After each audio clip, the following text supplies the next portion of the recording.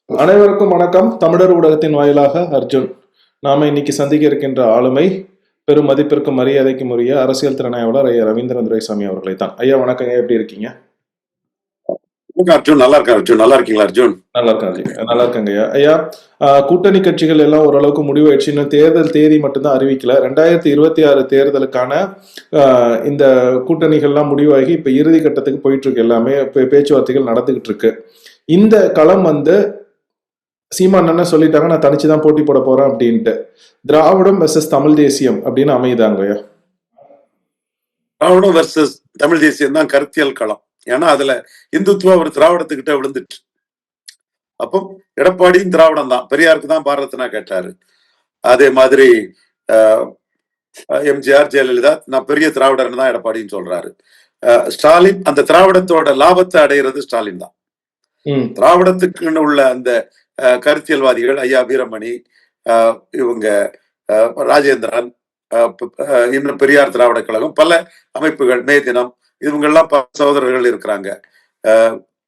இவங்கெல்லாம் ஸ்டாலினுக்கு முன்னாடிதான் இருக்கிறாங்க. சோ அந்த திராவிடத்தோட ஒரு எம்பாடிமெண்டா அதோட கெய்னா, பொலிட்டிக்கல் கெய்னா இருக்கிறது மு.க. ஸ்டாலின் தான் அடையாளமா இருக்கிறாரு. அதே திராவிடத்தை தான் கே.பி. முனுசாமி, சி.வி. சண்முகம் இவங்கள வச்சு ஒரு சில ஜாதிய கூறுகளை மறைக்கிறதுக்காக எடப்பாடி பழனிசாமியும் கிளைம் பண்றாரு. விஜயும் அந்த திராவிடத்தை சொன்னாதான் தனக்கு படங்கள் கர்நாடகா இங்கெல்லாம் ஓடும்னு படத்தை விட்டுட்டாங்கிறாரு. அது எனக்கு இன்னும் கடைசி படம் ரிலீஸ் ஆகல. சோ அவரும் அந்த திராவிடத்துக்குள்ளதான் இருக்கிறாரு. சோ 3 திராவிட சக்திகளுக்கு எதிராக ஒரு தமிழ் தேசிய அடையாளம். பெரியாரை முன்னிறுத்தி பெரியாரின் மண்ணின் தலைவர்னு சொல்லக்கூடிய 3 எதிராக வேலுப்பிள்ளை பிரபாகர் தான் ஒட்டுமொத்த தமிழினத்தின் தலைவர்னு சொல்லக்கூடிய சீமான். சோ இன்னொரு வகையில பல நண்பர்களும் சொன்னாங்க, பெரியார் வர்சஸ் பிரபாகரன் எல்லாம் நீ சொல்லாதீங்கன்னு கூட பெரியார் மேலேயும் பிரபாகரன் மேலேயும் பற்றுதல் கொண்ட நண்பர்கள் கூட நம்ம கிட்ட வேண்டுகோள் வச்சாங்க. பட் ரியல் பொலிட்டிக்ஸ்ல சீமான் அந்த அந்த வியூகத்துக்குள்ள வந்துட்டாரு. பெரியார் தான் எல்லாரும் சொல்லும் போது பெரியாரும் தான் சொல்லணுமே தவிர பெரியார் தான் எல்லான்னு சொல்றது சரியில்லை. தமிழர்களின் அடையாளம் பிரபாகரன் தான், வேர்ல்டு கிளாஸ் பொரிலாவா நின்ன பிரபாகரன் தான் தமிழர்களின் அடையாளம்னு சீமான் வெளியா வந்துட்டாரு. இதுல மற்ற தமிழ் அடையாளங்களையும் சீமான் முன்னிறுத்தி களத்துக்குள்ள வந்துடுறாரு. இது சீமானுக்கு ஒரு மிகப்பெரிய ஒரு பாய்ச்சலை கொடுக்கும். இப்போ அது பன்னூர் ராமச்சந்திரன் போன்ற அறிவின் மிக்க அரசியல் ஆய்வாளர்களுக்கே இது இன்னும் புரியல. சீமான் களத்துக்குள்ள என்ன கொண்டு எடுத்து வைக்க போறாரு, என்ன செய்ய போறாரு, அது எப்படி பெரிய தாக்கத்தை ஏற்படுத்துங்கிறது அவங்களுக்கே புரியல. திராவிட கட்சிகளோட இது டாஸ்மார்க், மதிப்பிரியர்களுக்கானவங்க. சீமான் டாஸ்மார்க்கை ஒழிக்கணும், சீமச்சாராயத்தை ஒழிக்கணும், பணம் பால் தென்னம்பால்னு அவர் ஒரு நிலைப்பாட்டுக்குள்ள சீமான் வராரு. இலவசங்கள் திராவிடத்தோட பெரிய ஒரு முக்கியமான ஒரு ஓட் கேச்சிங் மெஷின். ரூபாய்க்கு 3 படி அரிசியில இருந்து 3 படி லட்சியம், 1 படி நிச்சயத்துல இருந்து எல்லாமே 1000 ரூபாய் மகளிர் உரிமை தொகை, 2000 ரூபாய் மகளிர் உரிமை தொகைன்னு அவர் இருக்கிறாரு. சீமான் இதுல தெளிவா கிளாரிட்டியோட தெளிவா இலவசங்கள் நாட்டுக்கு கேடுன்னு அடிச்சுட்டாரு. என் மக்களை கையேந்த நிலைக்கு வச்சுட்டீங்கன்னு தமிழர் பெருமையையும் தமிழர் சுயமரியாதையும் சீமான் முன்னெடுக்கிறாரு. விஜய் 2 கட்டாரா, கருவாட்டு சாம்பாராட்டு, இலவசங்கள் தேவைன்னு ஸ்டாலின் எடப்பாடிக்கு போட்டியாட்டம், இலவசங்கள் வேண்டான்னு சீமானுக்கு போட்டியாட்டம் வர தெரியாம அதுல குழப்பத்துல கன்ஃபியூஷனா இருக்கிறாரு. குறிப்பா அவரு என்ன முடிவெடுக்கிறாரு, அவர் கண்டஸ்ட் பண்ணாம திரும்பி போறதுக்கும் வாய்ப்புகள் ஜாஸ்தி. அடுத்து இலவசங்கள், இது மதுவிலக்கு, பெரியார் மண்ணா பெரியாரே மண்ணா, அடுத்தால அருந்ததியர் உள்ஒதுக்கீடு. அருந்ததியர் உள்ஒதுக்கீட்டுல பிரியாரிட்டி ரிசர்வேஷன் கலைஞர் கொடுத்தாரு. கலைஞரா அருந்ததியர் மக்கள் தெய்வ மாட்டையே வழங்குறாங்க. முன்னாடி எல்லாம் எம்ஜிஆர் ஜெயலலிதா காலத்துல ரெட்டலைக்கு ஓட்டு போட்ட அருந்ததியர்கள் அப்படியே உதயசூரியனுக்கு ஷிஃப்ட் ஆயிட்டாங்க. இதுக்குள்ள மோடியும் சப் கேட்டகரைசேஷன் ஷெட்யூல் காஸ்ட்ல கரெக்ட்ங்கிற ஒரு இதை மோடியும் கொண்டு வந்துட்டாரு. சோ கலைஞர் கண்டிஷனை மோடியும் ஆதரிச்சிட்டாரு. சகோதரர் எல் முருகன் அருந்ததியர் தான் எம்ஓஎஸ்ஆ பவர்ஃபுல்லா இருக்காரு. நாளைக்கு சகோதரர் கேபினட்டா வர்றதுக்கு வாழ்த்துக்களை தெரிவிச்சுக்கிறேன் தனிப்பட்ட முறையில. என்கிட்ட ரொம்ப பிரியமா சகோதரராட்டு எப்ப கண்டாலும் என்னை மதிச்சு டெல்லியில சரி எங்க இருந்தாலும் பேசக்கூடிய ஒரு சகோதரர். பட் மோடியும் வந்து அந்த சப் கேட்டகரைசேஷனுக்கு ஆதரவா வந்துட்டாரு. எடப்பாடி பழனிசாமி ஜெயலலிதா முடிவுல இருந்து மாறி கலைஞருக்கு அதிகாரம் இல்ல, மாநில முதல்வருக்கு அதிகாரம் கிடையாதுன்னு ஜெயலலிதா அம்மையார் சொன்னாங்க.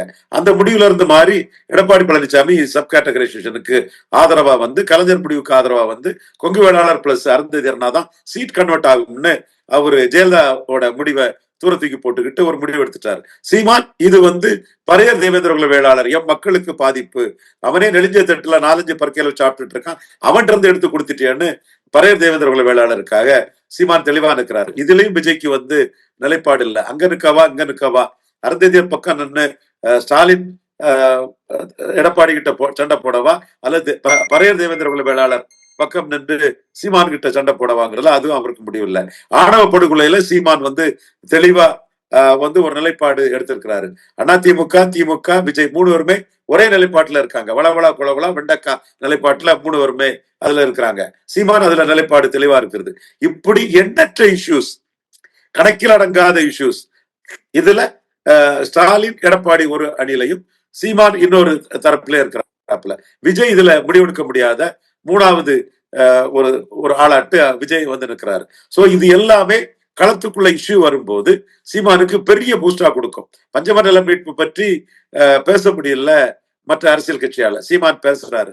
ஜாதிவாரி கணக்கெடுப்புல எம்ஜிஆர் மலையாளி, ஒரு கட்டத்துல எம்ஜிஆர் வன்னியர்களை அவுட்விட் பண்ணிட்டாரு, இது வன்னியர் போராட்டத்தை கோமாளிகள் போராட்டம் ஆக்கிட்டாருன்னு பாராட்டப்பட்ட ஒரு விஷயத்த எம்ஜிஆர் வந்து மலையாளி மேனன் எண்ணிக்கை தெரிஞ்சிருந்த ஜாதிவாரி கணக்கெடுப்பு எம்ஜிஆர் நடத்தாதது எத்தனையோ சம்பவங்கள், செங்குந்தர், உடையார், யாதவர், முத்தரையர், வண்ணார் நாவிதர் குவையார், வண்ணார் நாவிதர் குவையார் எல்லாம் பரவலா தமிழகம் ஃபுல்லா இருக்காங்க.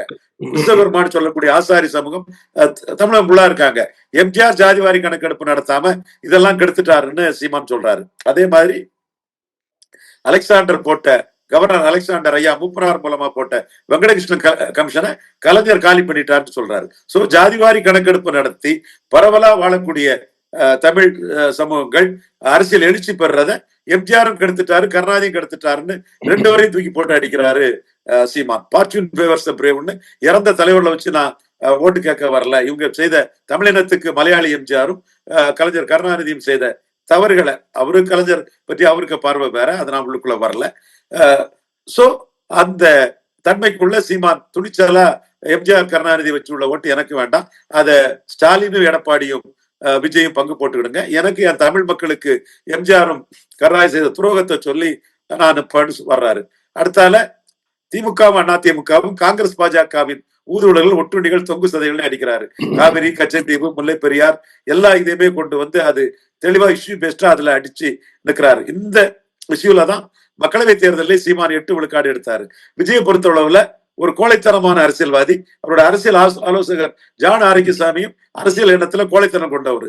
என்கிட்டயே சீமானு இருக்கும் போதே சொன்னாரு, இது பார்லிமெண்ட் எலெக்ஷன், ராகுல் காந்தி தான், நமக்கெல்லாம் ஓட்டு வராது, 4 விழுக்காடு தான் வரும்னு சீமான் சொன்னாரு. சீமான் தான் போல்டா ஒரு 4 வரையும் அடிச்சு போல்டானுன்னா, அத்தனை பேரையும் எடுத்து ஒருத்தன் போல்டானுன்னா ஒரு பேக்கிங் வரணும்னு 8 விழுக்காடு 8.5 விழுக்காடு கிட்ட எடுத்தாரு. அந்த வாக்குங்கிறது பிஎஸ்பி சாதிக்காதது, யூபியில ஐஎன்எல்டி ஹரியானாவில் சாதிக்காதது, அகாலிடல் பஞ்சாப்ல சாதிக்காதது, ஆம் ஆத்மி பார்ட்டி பஞ்சாப்ல சாதிக்காதது, பிஆர்எஸ் தெலுங்கானால சாதிக்காதது. இந்த 5 கட்சியும் சீஃப் மினிஸ்டரா இருந்த பார்ட்டிஸ் டிக்ளைனிங். ஆனா தேசிய கட்சிகளையும் திராவிட கட்சிகளையும் எதிர்த்து சீமான் இன்க்ரீசிங். இதுதான் மோடியே சீமானை பற்றி ஆடிட்டர் சத்திரியன் குருமூர்த்தி கிட்ட விசாரிச்சிருக்காரு, எப்படி ஒருத்தர் 3.8 இருந்து 8.2 போயிருக்காருன்னு. அப்பதான் அவர் 100% கம்யூனிட்டிக்காக போல்டா நிற்கிறான். மற்ற எம்ஜிஆர் கலைஞர் எல்லாம் அவன் அவங்கள வச்செல்லாம் ஓட்டு இல்லை, எனக்கு வரக்கூடிய ஓட்டு போடுன்னு ஸ்ட்ராங்கா நிற்கிறாங்கிற கருத்தை அவர் சொல்லியிருக்காரு. இது பாஜக தரப்பிலே என்டிஏக்கு சிஎம் கேண்டிடேட் ஆட்டு சீமானை கொண்டு வந்தா என்ன, அதுக்கு எடப்பாடி ஒத்துக்கோறாருங்கிற எண்ண ஓட்டங்கள் கூட இருக்குது. இது ஒரு சைடு. பட் சீமானை பொறுத்தவரை 234 அவர் துணிச்சலா தெளிவா நிற்கிறாரு. அது இந்த இஷ்யூஸ் எல்லாம் முன்னெடுத்து நிற்கும் போது அவருக்கு ஒரு பெரிய பூஸ்டையும் பெரிய ஒரு வளர்ச்சியும் கொடுக்கும். 4 கட்சியும் எடுத்து இருக்கிறதா சீமானுக்கு பெரிய ஒரு பிளஸ்ஸா இருக்கு. குறிப்பா பாஜக கூட காங்கிரஸ் கூட கூட்டணி போகக்கூடிய திமுகவை அதிமுகவை கடுமையா சீமான் அடிக்கிறாரு. பாஜக மட்டுமல்ல, காங்கிரஸ் தான் அனைத்து துயரங்களுக்கு காரணம்னு வர நாட்கள்ல காங்கிரஸ் ரொம்ப ஹெவியா அடிக்கிறாரு. இது விஜய்க்கு நிலைப்பாடுங்கிறது தன்னை நம்பாம ஒரு ஊண்டுகோலா காங்கிரஸ் ஊண்டுகோலா எடுத்துக்கிட்டு நடக்க முடியுமான்னு காங்கிரசுக்கு ஆதரவா விஜய் நின்ன அந்த நிலைப்பாடு ஒரு சந்தர்ப்பாத நிலைப்பாடு, ஒரு கொள்கையற்ற நிலைப்பாடு, ஒரு சுயநலம் கொண்ட லாப நோக்கு நிலைப்பாடுங்கிறத சீமான் எக்ஸ்போஸ் பண்றாரு. சோ சீமானோட இந்த நிலைப்பாடு டிஃபரண்ட் அண்ட் செப்பரேட், யூனிக். அது இருந்து தமிழ் தேசிய அடையாளம், தமிழர் அரசியல் எடுக்கிறாரு. இந்த அரசியல் சீமானுக்கு 5வது முறை தரிச்சிருக்கும் போது மிகப்பெரிய நம்பிக்கையை மக்கள் மத்தியில கொடுக்கும். ஐயா, இப்ப இதுல நீங்க ஒரு முக்கியமான ஒரு கருத்து ஒண்ணு சொன்னீங்க. என்ன அப்படின்னா, திராவிடத்தை வந்து அதிமுகவும் திமுகவும் ஏத்துக்கிட்டது இல்லாம பாஜகவுமே இப்ப ஒரு திராவிட கட்சியான அதிமுக கூட போயிருக்காங்க. அவங்க வந்து எடப்பாடி வந்து தன்னை ஒரு திராவிடர் அப்படின்னு தான் சொல்றாங்க.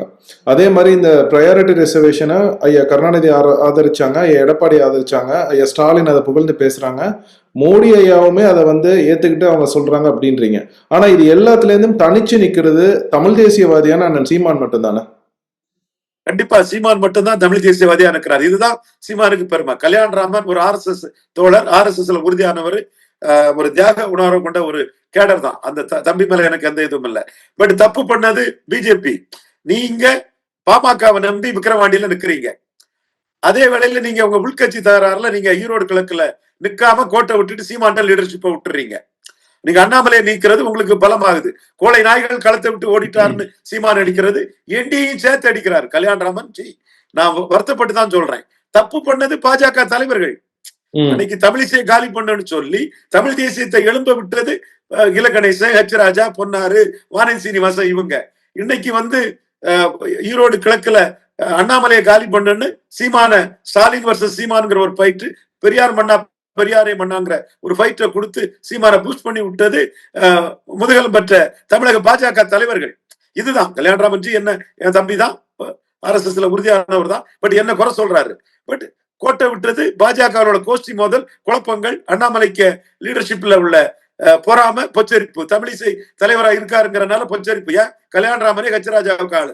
நானும் கச்சராஜாவை குறை சொல்லல. அவரு கவர்னர் பதவி கொடுக்கணும், அவர் தியாகத்துக்கு சிதம்பரத்தோட பெரிய ஆளு. இயக்கத்துல நான் அவர்கிட்ட தொடர்பு கொண்டவன், தியாக வரலாறு கொண்டவர் தான், நான் மறுக்க வரல. ஆனா நீங்க தமிழிசைய காலி பண்ணுன்னு நோட்டாவுக்கு கீழே பாஜக கொண்டு போய் அங்க தமிழ் தேசியம் எழுப்புது. நீங்க அண்ணாமலையை காலி பண்ணுன்னு கருதி கண்டஸ்ட் பண்ணாம களத்தை வந்து சீமான் கையில விட்டுட்டீங்க. இப்ப அண்ணாமலை ஒரே குட்டையில் ஊறிய மட்டைகள்னு 18 விழுக்காடு வாக்கு எடுத்தாரு. அந்த வாக்குக்கு அண்ணாமலை தான் ஹீரோ. நீங்க அந்த இடத்த இன்னைக்கு இந்துத்துவ வந்து திராவிடத்துக்கிட்ட போய் நிக்குது, எடப்பாடி கிட்ட நிக்குது. இப்ப இது சீமானுக்கு பெரிய ஒரு வாய்ப்பாட்டு. திமுக வேண்டாம், அண்ணா திமுக வேண்டான்னு எடப்பாடிக்கு எதிரா அண்ணாமலை எடுத்த பெரும்பகுதி வாக்கு சீமானுக்கு கிடைக்குது. இதுதான் காட்ஸ் பிளஸிங் இன் டிஸ்கைஸ்ன்னு சொல்றது. சீமானுக்கு அது கிடைச்சிட்டு இருக்குது. காரணம் களத்துல உறுதியா ஒரே நிலைப்பாட்டுல 214 நிக்கிறது. கல்யாணராமன்ஜி இந்த போல்னஸ் கேரளாவில இருக்கனால்தான் பிஜேபி வளருது. அந்த போல்னஸ் தமிழ்நாட்டுல விட்டதுனாலதான் இந்த ஒரு திராவிடத்துக்கிட்ட அடிமையா போனதுனாலதான் சீமான் இவன் தாண்டா ஹீரோ, இவன் தாண்டா சுத்த வீரன், இவன் தாண்டா துணிச்சல்காரன், இவன் தான் உறுதியானவன்னு மக்கள் வந்து பிராமணர்கள் உட்பட இந்து நாடார்கள் உட்பட எடப்பாடிக்கு எதிராக என்டிஏக்கு ஆதரவளிச்ச முக்குலத்தோர் போன்ற சமூகங்கள் யாதவர்கள் எல்லாம் சீமான் நோக்கி போறாங்க. இது கண்ணெதிர தெரியுது. இன்னும் களம் வரும்போது சீமான் தன்னோட திறமையால இதை மிகப்பெரிய அளவுல தனக்கு சாதகமா திருப்பக்கூடிய கெப்பாசிட்டி, உழைப்பு, துணிச்சல், ஆளுமை எல்லாம் கொண்ட ஒரு லீடர்ஷிப் குவாலிட்டியில சீமான் தான் அந்த இடத்துக்குள்ள நிற்கிறாரு. ஸ்டாலின் ஒரு கூட்டணி இதுல லீடரா நிற்கிறாரு. திராவிடம் தனிச்சு துணிச்சலா லீடரா நிற்கிறாரு சீமான். எடப்பாடி பல்ட்டியாட்டு, ஒரு குழப்பமாட்டு, 2024 ஒரு நிலைப்பாடு, 26ல ஒரு நிலைப்பாடுன்னு அண்ணாமலையே கிண்டல் அடிக்கிறார். உறுதியற்ற ஒரு எடப்பாடி பழனிசாமி, உறுதியானவர் அண்ணன் சீமான் சொல்லக்கூடிய அளவுக்கு சீமான் நிற்கிறாருன்னா அவருக்கு லீடர்ஷிப் குவாலிட்டியும் இதுல தெளிவா நிக்குது. நான் சொல்றதெல்லாம் தரவுகளின் அடிப்படையில, நடந்த விஷயங்களின் அடிப்படையில, தெளிவா கடந்த காலத்துல நடந்த சம்பவங்களின் அடிப்படையில ஆதாரப்பூர்வமா சொல்றேன். ஏன் ஒரு விழுக்காடு இருந்த சீமான் இன்னைக்கு 8.2 வந்திருக்காருன்னா எடப்பாடி பழனிசாமியை பலகீனப்படுத்தி தான் வராரு. இன்னும் எடப்பாடி பழனிசாமியின் தவறுகள், என்டிஏயின் தவறுகள் பெரிய அளவுல என்டிஏயும் பலகீனப்படுத்தும், எடப்பாடி பழனிசாமி பலகீனப்படுத்தும். சீமானோட பாய்ச்சல் கல்யாணராமன்ஜி உங்களுக்கு ஏற்றுக்கொள்ள முடியல, ஜீரணிக்க முடியலன்னாலும் அதை பற்றி கவலை இல்லை. நீங்க நல்லவர் தான், RSS காரர் தான். RSS பண்ணது எவ்வளவு மிலிட்டன் போல்ஸ், எவ்வளவு தியாகத்தை வந்த போல்ஸ். இப்படி எடப்பாடி காலில் போய் விழுந்தீங்கன்னா எப்படி அந்த மிலிட்டன் கேடர் ஒத்துக்குமா?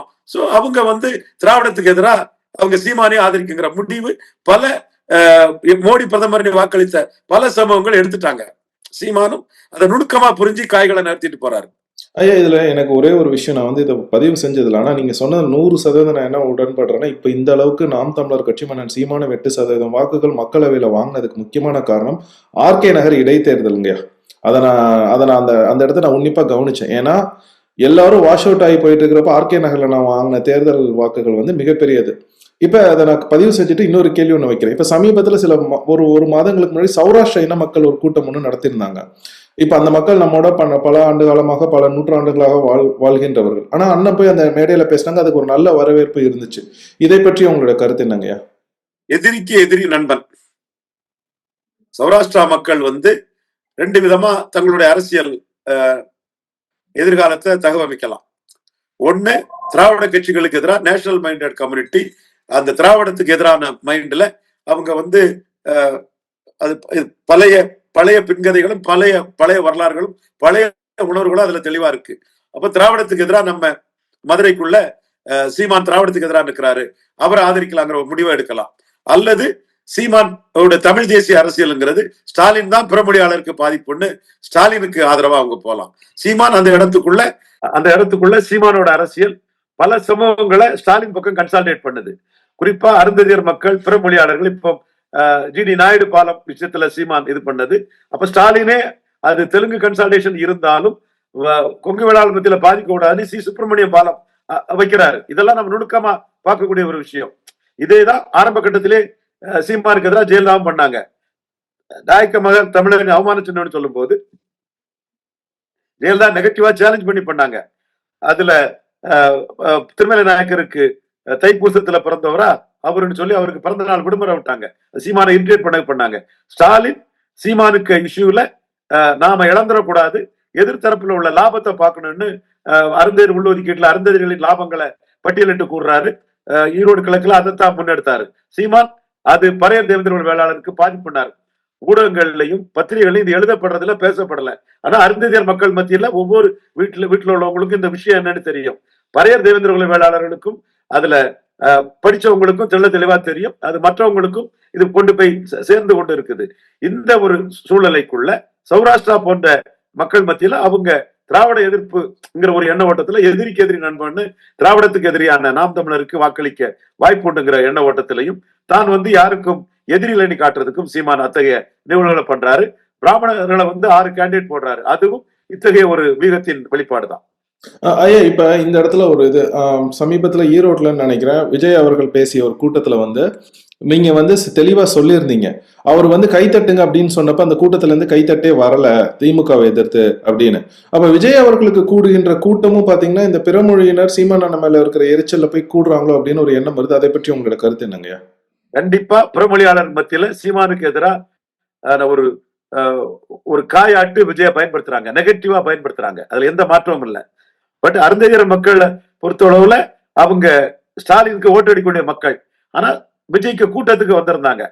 விஜய் வந்து ஸ்டாலினுக்கு எதிராக பேசும்போது அவங்க கைத்தட்ட தயார் இல்லை. ஏன்னா அவங்க ஓட்டு போட போறது ஸ்டாலினுக்கு தான். ஸ்டாலின் தான் அவங்களுக்கு கல்வி வேலை வாய்ப்புல பெரிய உயர்வு கொடுத்தது. ஸ்டாலின் தான், கலைஞர் தான் கொடுத்தது. அப்போ அவங்க அதுல தொடர்ந்து ஸ்டாலின் தான் ஓட்டு போட்டுட்டு இருக்காங்க. திரைப்பட ரீதியா அவங்களுக்கு விஜய் பிடிக்குது. அது மட்டுமல்ல, பெரியார் மண்ணுல பெரியாரை மண்ணுன்னு சொல்லும் போது விஜய் சீமான் கடுமையா எதிர்த்து அடிச்சதும் பெரியார சொல்றதுனால தானே விஜய் இந்த பாடுபடுறாரு. சீமான் கருவாட்டு சாம்பாரு அடிபட்டு போவெல்லாம் அடிக்கிறான்னு சொல்லும் போது ஆட்டோமேட்டிக்கா அவங்களுக்கு விஜய் மேல ஒரு பற்றுதல் அபிமானம் வருது. ஆனா வாக்குன்னு வரும்போது அவங்க ஸ்டாலினுக்கு தான் போட தயாராறாங்க. அந்த அடிப்படையில தான் ஸ்டாலினை எதிர்த்து விஜய் பேசும்போது அவங்க கைத்தட்டல. அது அவங்களுக்கு ரசிக்கல, ஏற்புடையதல்ல. அதே வேளையில அவங்க சீமான தாக்கி விஜய் வரும்போது ஆர்ப்பரிச்சு கைத்தட்டினாங்க. சோ இதுவே அங்க போலரைசேஷன் உருவாகுது. இந்த போலரைசேஷன்ல விஜய் ஸ்டாலின் கலைஞர் கொடுத்தது சரியா தப்பான்னு கூட சொல்லல. அப்ப இதுல வலமும் போகாம இலவும் போகாம விஜய் உத்தரப்பிரதேச காங்கிரஸ் மாதிரி அடிபடுவாரு. சீமான் பரையர் தேவேந்திர வேளாளர் பக்கம் நிற்பாரு, ஸ்டாலின் அருந்ததியர் பக்கம் நிற்பாப்புல. எடப்பாடியும் ஜெயலலிதாவை தூரத்துக்கு போட்டுக்கிட்டு ஜெயலலிதாவாவது ஒன்னாவது, ஜெயலலிதாவுக்கெல்லாம் ஓட்டு இல்ல தம்பி ரங்கராஜ் பாண்டே, ஜெயலலிதாவுக்கெல்லாம் ஓட்டு இல்லைன்னு முடிவு பண்ணிட்டாருப்பா தம்பி. அண்ணா Suman Sriraman, intellectual versatile genius, ஜெயலலிதாக்கெல்லாம் ஓட்டு இல்லைன்னு எடப்பாடி முடிவு பண்ணிட்டாருப்பா. துக்ளக் ரமேஷ் ஜெயலலிதாக்கெல்லாம் ஓட்டு இல்லைன்னு முடிவு பண்ணிட்டாருப்பா எடப்பாடி பழனிசாமி. என் தம்பி லட்சுமணன் அவனையும் சொல்லிருவேன், என் தம்பி நான் அவங்க பேரை ஏன் விடணும்? ஜெயலலிதாக்கெல்லாம் ஓட்டு இல்லைன்னு முடிவு பண்ணிட்டார் லட்சுமணன். ஏன் டிடிவி தினகரன் ஐயா ஜெயலலிதாக்கெல்லாம் எதிர்த்த சப்காட்டகைசேஷனுக்கு சிஎம்க்கு அதிகாரம் கிடையாதுன்னு சொன்னேன். ஜெயலலிதா எதிர்த்த ஒரு இஷ்யூவை எடப்பாடி பழனிசாமி ஜெயலலிதாவாவது மண்ணாவது நமக்கு அருந்ததியர் ஓட்டு இருந்தாதான் சீட் கன்வெர்ட் ஆகும், கொங்கு வேளாளர் பிளஸ் அருந்ததியர் இருந்தாதான் சீட் கன்வெர்ட் ஆகும்னு அதை தூரத்துக்கு போட்டுட்டு இஷ்யூ பேஸ்டா வந்துட்டாரு. இததான் போலி அரசியல் விமர்சகர்கள் அறிவு நாணயம் மற்றவர்கள் மறைக்கிறாங்க. நான் உடைச்சு உண்மையை சொல்றேன். ஜெயலலிதா கலைஞருக்கு அதிகாரம் இல்லைன்னு சொன்னாங்களா இல்லையா? ஜெயலலிதா கலைஞருக்கு அதிகாரம் இல்லைன்னு சொன்ன ஒரு இதை எடப்பாடி எப்படி சம்மதிக்கலாம்? அங்கதான் ஜாதி அரசியல் இருக்கு. இது ரங்கராஜ் பாண்டே போன்றவங்க அறிவு நாணயம் மற்றவர்களாட்டு இதை மறைக்கிறாங்க. இதை இவங்க மட்டும் மறைக்கல, திக காரங்களும் மறைக்கிறாங்க. திக காரங்க அந்த ஒரு வித நாகை திருவள்ளுவன் அவங்களாம் ஆனஸ்ட். நாகை திருவள்ளுவன், இன்னொரு அதியமான் ஆதி தமிழர் பேரவை, இவங்க எல்லாம் ஆனஸ்ட். டிஸ்ஆனஸ்டா இருக்கிறது சுமன் ஸ்ரீராமன்கள், ரங்கராஜ் பாண்டேகள். பட் மக்களுக்கு தெரியும், இந்த 3 பிரிவு மக்களுக்குமே தெரியும். நமக்காக நிற்கிறது சீமான் தாண்டி பரையர் தேவேந்திர வேளாளருக்கு தெரியும். நமக்காக பெரிய உயர்வை கொடுத்தது கலைஞர் தான், உதயசூரியனுக்கு தான் நமக்கு ஓட்டு போடணும்னு அவங்களுக்கு தெரியும். இந்த ஒரு போலரைசேஷன் நடந்துட்டு இருக்குது. இது சீமானுக்கு மிகப்பெரிய பாய்ச்சலையும் ஜம்பையும் கொடுக்கும், லாபம். இதுல நிறைய பேர் வந்து ஒரு காழ்ப்புணர்ச்சி கொண்டு சீமான அண்ணன் அண்ணன் சொல்றாங்க. ஆனா அதே சமயம் கருத்து கணிப்புல எல்லாம் மறைக்கிறாங்க, மற்றவைன்னு போடுறாங்க. இதை பற்றி உங்களுடைய கருத்து என்னங்கய்யா? கருத்து கணிப்பு என்னைக்குமே சீமான் விஷயத்துல எடுபடல. 2021 எடுங்க, கருத்து கணிப்புல தினகரன் இருந்தாரு, கருத்து கணிப்புல கமலஹாசன் இருந்தாரு. சீமான் யாரும் வைக்கல. கமலஹாசன் 2% தாண்டல, தினகரன் 2% தாண்டல. சீமான் நியர்லி 7 விழுக்காடு வந்துட்டாரு இல்லையா? அதிலே கருத்து கணிப்பு அடிபட்டு போகுத. தினத்தந்தி சுமந்தி பாலசுப்ரமணியம் ஆய்த்தான் பாவம், அவருக்கு அவங்க அப்பா அவங்க ஜாதியில கொஞ்சம் இதா இருந்தாரு. இவரு சீமான் மேல இவருக்கு ஒரு பொறாமை, தான் ஜாதியில பெரிய ஆளுன்னு நினைக்கிறாரு. சீமான் ஜாதியை வச்சு வரல, அந்த ஜாதியில 3 விழுக்காடு ஓட்டு தான் 2016 சீமான் வரும்போதே கிடைச்சது கன்னியாகுமரி அங்கங்கெல்லாம். பட் அவர் தலைவரா வந்துட்டாரு, தன் உழைப்பால, திறமையால, இண்டிவிஜுவலாட்டால, தனித்தன்மையால. அது அவங்களுக்கு பொறாமையும் காழ்ப்புணர்ச்சியிலும். சீமானுக்கு 4 விழுக்காடு தான் கருத்து கணி போட்டாங்க. சீமான் 8 விழுக்காடு வரல. அப்ப திட்டமிட்டு 4 விழுக்காடு போட்டு சீமானுக்கு வாக்களிப்போர் மத்தியில ஒரு தன்னம்பிக்கை இன்மையையும், ஒரு அவங்கள ஐயோ நம்ம ஏன் சீமானுக்கு போடணும் ஒரு எண்ண ஓட்டத்தையும் திட்டமிட்டு தினத்தந்தி உருவாக்குனாங்க. ஆனா அந்த தினத்தந்தியை தூக்கி அடிச்சுக்கிட்டு 8 விழுக்காடு வந்தாங்கன்னா சீமானுக்கு ஓட்டு வாக்களிக்கக்கூடியவங்க உறுதியானவங்க. தமிழ் தேசியம், தமிழர் நலம், வேலுப்பிள்ளை பிரபாகரன் உலக தமிழர்கள் தலைவன்கிறத ஏற்றுக்கொண்டு வாக்களிக்கக்கூடிய ஒரு வாக்காளர்கள். அவங்க இந்த மாதிரிப்பட்ட இதுகளுக்கெல்லாம் அவங்க கலங்கக்கூடியவங்க இல்ல, துணிவா தன் வாக்க போடக்கூடியவங்க. இப்ப சீமானுக்கு பிளஸ், 5வது முறை தரிச்சு நிற்கக்கூடியதான் சீமானுக்கு பிளஸ், கிளாரிட்டியோட தரிச்சு நிற்கிறதா சீமானுக்கு பிளஸ்.